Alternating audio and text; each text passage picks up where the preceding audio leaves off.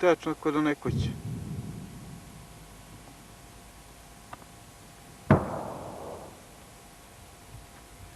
A su poslali još jednu, jel?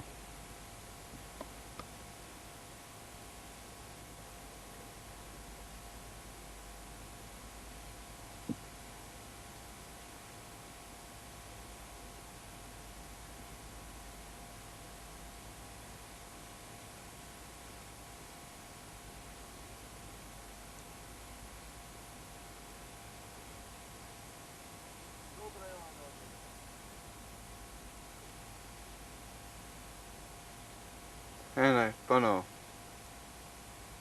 Dobro je sada.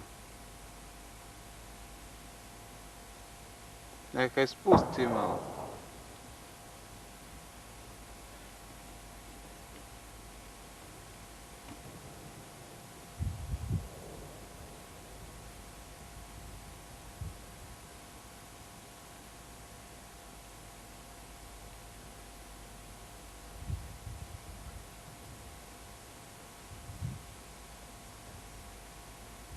Vidi gdje pade ona.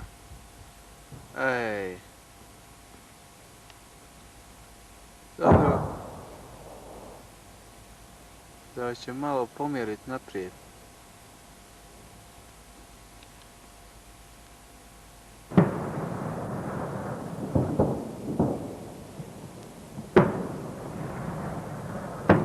Malo se zahvatila Bora, jel'